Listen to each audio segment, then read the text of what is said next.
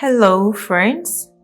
I believe you're all doing well and you're having a wonderful day.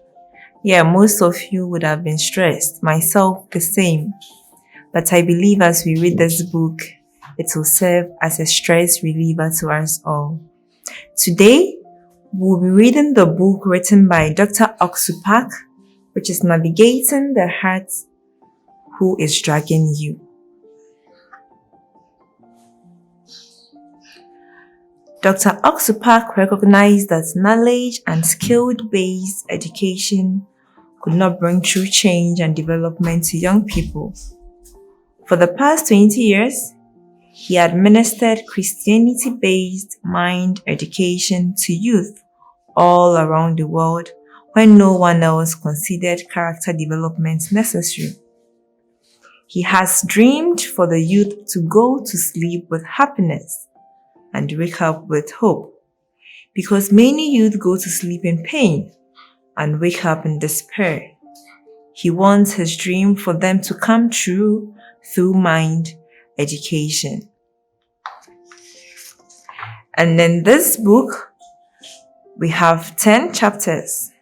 Today, we will deal with the first chapter, which consists of 7 stories. We might tackle 3 of the stories in the first chapter, and the first chapter is Heart. Like a river, there is a way the heart flows.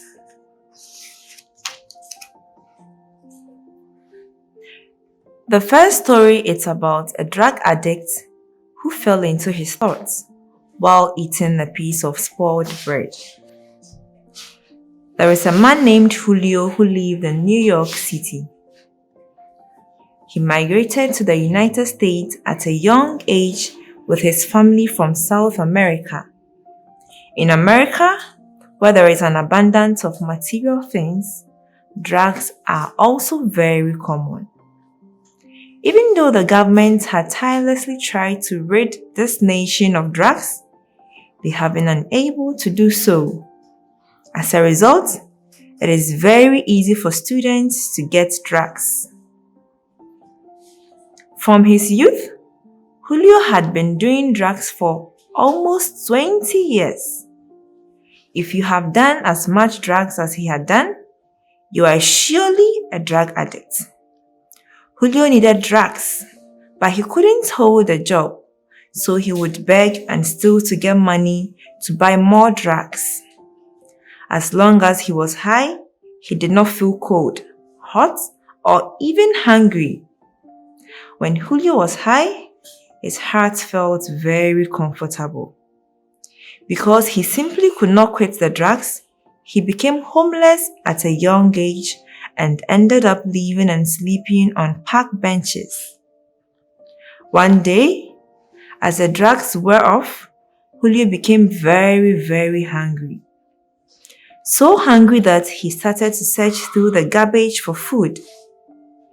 There were pieces of bread from discarded hamburgers that were half eaten by children and thrown away in the park garbage.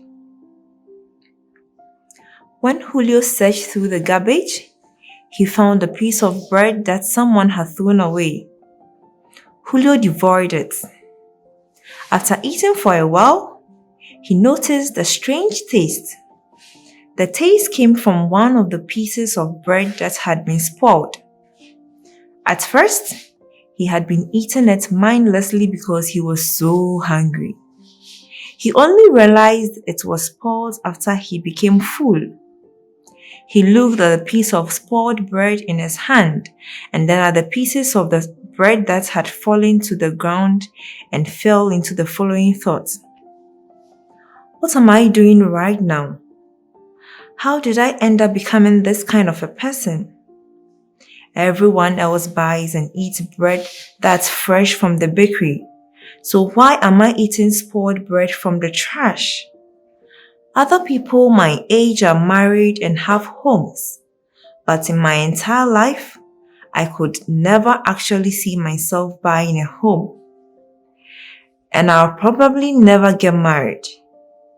What kind of a woman would want to marry a drug addict? Will I even be able to have my own car one day? Will I even be able to afford a car that is a piece of junk? What will happen to me in the future? As he looked at himself, he compared himself to others for the first time. Other people drive and ride in their own cars.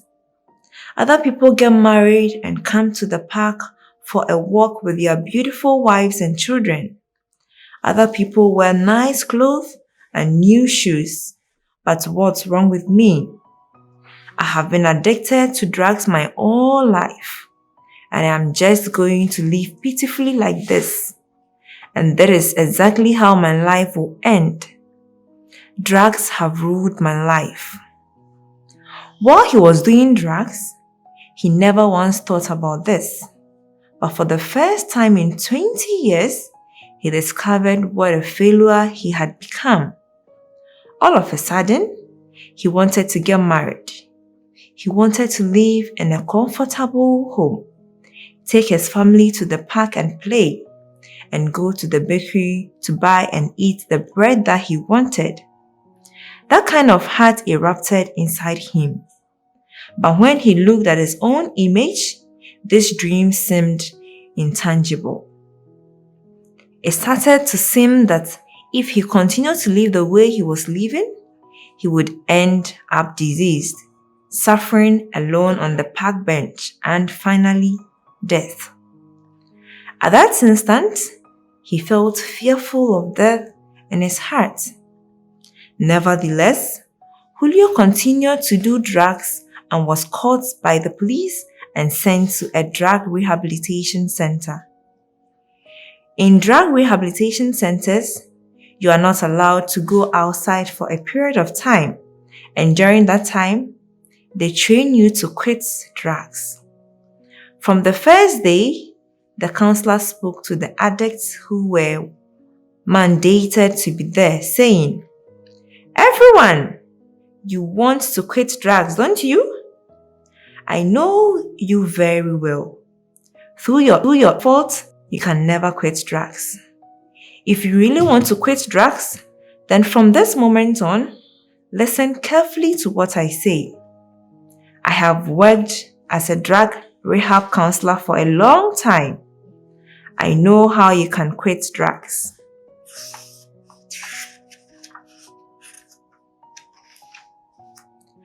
The amazing thing was that Julio had already been to rehab twice and had heard the same counselor speak the same words, but those words had gone in one ear and out the other in the past.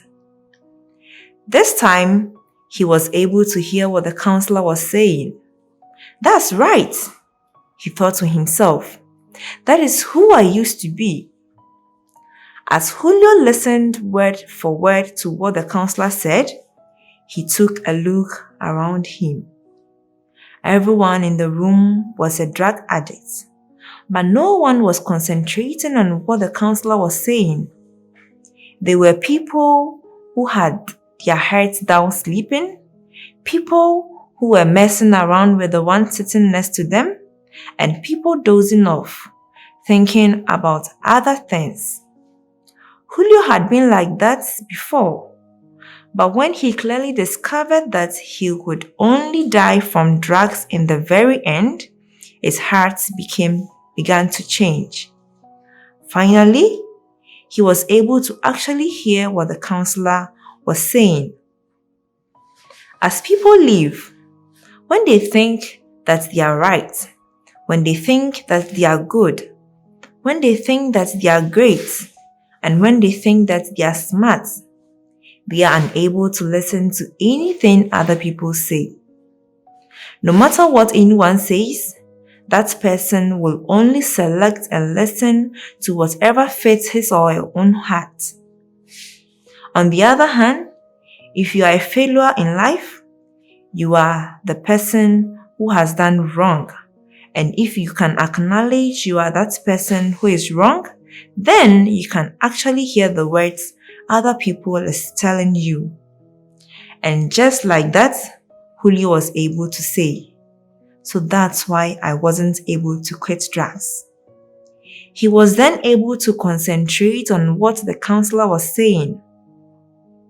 For 20 years, I have lived being held inside of drugs. But now, if I continue to listen like this, then I can quit drugs. As he had such thoughts, he was able to gain strength in his heart, and just about the time when he was ready to finish his time in rehab, he was able to completely quit drugs. Now he comes to our church in Manhattan, and his life has changed. Julio's life of wearing raggedy sneakers and sleeping on a park bench is finally over. After thinking about his future and how he could inevitably end up dying pitifully, Julio's life of wearing raggedy sneakers and sleeping on park bench is finally over. After thinking about his future and how he would inevitably end by dying pitifully, he began to crumble within. It was because of this new position that the words of other people were able to enter his heart. There are many people who try to quit playing video games, smoking, or drinking. They become determined and use all their strength to do this. While some people do accomplish this and change, most people fail along the way. This is because people do not clearly know what the world of the heart is. Change in life does not happen through determination and effort. It is the heart that must first be changed. This is the first story, and now let's move on to the second story in the first chapter. At this restaurant, I really feel like I am eating at home. There is a college student dance team called the Righteous Stars. Last year, they received the grand prize in the two largest national dance competitions in Korea, the Handok dance competition and then the Cheonan dance competition. They have also received prizes at other various street festivals. At the Cheonan Dance Festival, the MC said, "We have looked into the reason why the Righteous Stars are good at dancing, and we came to this conclusion. The other team just dance, but the Righteous Stars dance joyfully. No matter how hard a person works, nothing can be compared with working joyfully. When we do things joyfully, the results are so much greater. Even when we think about quitting drugs, quitting with a hopeful, joyful heart versus quitting with our effort and labor are vastly different. Even in a shoe shop, you cannot compare just selling shoes and selling shoes with a joyful heart. If you come to know the world of the heart, it is more than, oh, I should study hard, I should work hard. Now you are able to do everything joyfully and have fun. There is a married couple I know that runs a restaurant in America, and they do it with such joy in their hearts. Their children are all married, and so it is just the two of them that live together. As they see the people of the neighborhood happily eating, they are satisfied. They don't have the ambition to make lots of money. When customers come, they talk with them, and when they see that the food is not enough, they give them larger portions. When the customers come to this restaurant, the heart of joy is transferred.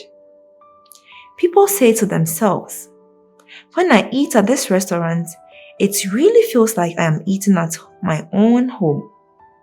Everyone who comes to this restaurant has the same sentiments, so there are frequent customers, and the restaurant is doing quite well. With such a restaurant in existence, who wouldn't go there often? A person who works with making money as their primary goal will have the heart to decrease the cost of the ingredients more and more in order to gain more profits. After a while, the food portion decreases and the ingredients become less fresh. When the customers discover this, they no longer go to that restaurant. No matter what it may be, if you do anything for your own selfish gain, that is the outcome. Even regarding your own personal studies, if you study for your own personal gain, competition becomes fierce and relationship becomes difficult and superficial. If this occurs, there are many things that are lost in your heart. Sure, if you are highly educated and extremely skilled in a particular area, you might make lots of money. But if you know the world of the heart, you would become so much happier. As a result, there would be no problems between husbands and wives. There will be no need to receive mental treatments, and there will be no need to think about suicide. Today, we will end our reading here, and as we went through the reading, I believe it's really served as a stress reliever. We can all attest to the facts. In life, we've done so many things with our own strength, which did not result in the good way. But as we read this story in chapter 1 of this book, we could see clearly when our heart changes and we know the word of the heart, everything becomes peaceful. Thank you, and I want to see you in the next edition.